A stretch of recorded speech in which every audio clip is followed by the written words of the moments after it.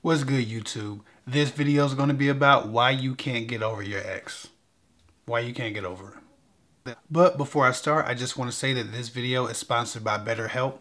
If you haven't been able to find a mental health counselor that's right for you, you should probably give BetterHelp a try. It's a new, modern, more affordable way to get mental health treatment. You can receive counseling from a certified licensed therapist through phone, video chats, computer, text messaging, and more. They really just want to help you find the help that you need, and financial aid is even available for those who qualify. It may not be for everybody, but give it a try before you give up. To do so, you can click the link in the description box or the comment section pinned below. Now onto this topic.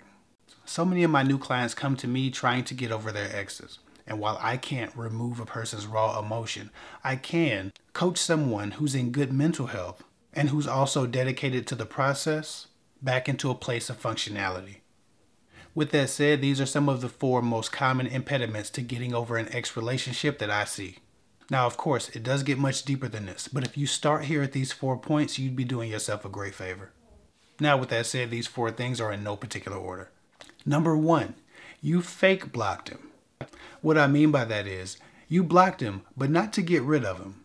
You blocked him to get attention. You were hoping that your absence made his heart grow fonder. You're probably discovering now that it hasn't. Oh, what really needs to grow is his character, not his fondness. I can tell you that you're not doing yourself any favors at all by trying to make him miss you. In fact, it only prolongs you missing him. Some of y'all be blocking and unblocking guys multiple times a day and multiple times a week.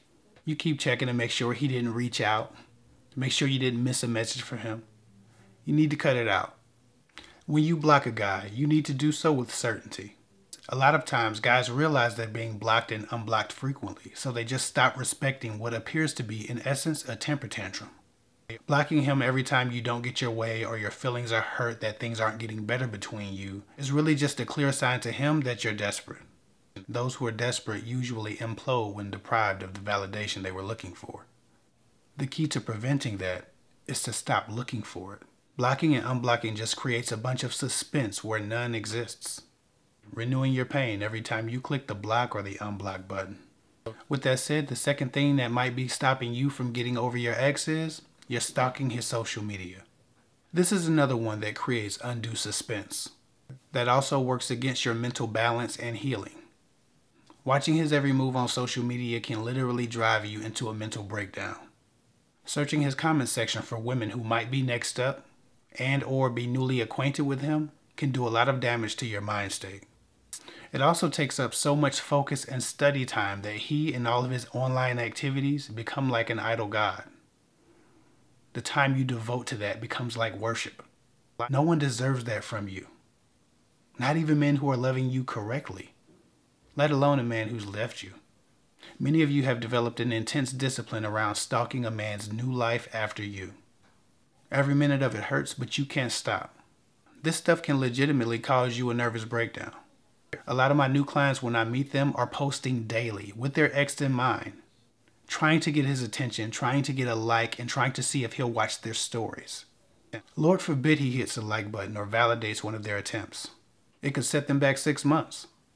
Every time they get that little bit of validation that they need, it pulls them away from their journey to move forward. Unfollow your ex on social media if you're having trouble getting over them. Block them permanently or even delete the app from your phone if necessary. But you gotta stop looking at that shit. Now, with that said, the third reason that you might be having trouble getting over your ex is you haven't replaced the space that he took up in your life with something that requires mental focus. Idle minds turn to mischief, or in this case, their exes. Sometimes people don't have enough things going on during a relationship as individuals, and when they break up with a person, the boredom and the sedentary torment is multiplied by heartbreak, having nothing else to turn to keep their minds and their hands busy. Throw yourself into work or new hobbies, set some new goals, find a new field of study, get something to focus on, and then exercise some discipline because you will be tempted to flake on your goals and your healing process. And also, make sure you complete your self-love activities no matter how you feel. Make a daily to-do list and check the self-love boxes off, even if you're just going through the motions. You'll need that discipline. If you don't choose to swim hard every day, you'll sink. Now, moving on with that said, the fourth thing I see people do that becomes an impediment to you getting over your ex, the reason you can't get over your ex is you have no power over your thought life. You haven't learned how to choose your thoughts, manage your thoughts, or change your thoughts. I think about it like this. Your thoughts are like a TV remote. You should have enough control over your own mind to change your thoughts as you would TV stations or scroll through Netflix movies. Not as quickly, that would be unnatural, but you should have some control over what happens in your mind. You should be able to choose your thoughts, feelings, and intentions for the day and throughout the day. A mind is a terrible thing to waste, and if you don't control your mind, the world will. I know this might cost me some views, but some of y'all are watching relationship and dating YouTube when you need to be watching mindfulness YouTube or getting with a mental health counselor. Mental health counseling and mindfulness training are tools for a better life. Day to day better, moment to moment better. They really do make a difference. So get control of your life and get control of your thought life. That way you can get back in the driver's seat and get over your ex. That's all I got for now. Don't forget to check out BetterHelp if you're interested, or if you think you might need some counseling. Go to girltalkwithguys.com for one-on-one advice and coaching. Follow me at KidVic24 on Instagram. I'll get with y'all later.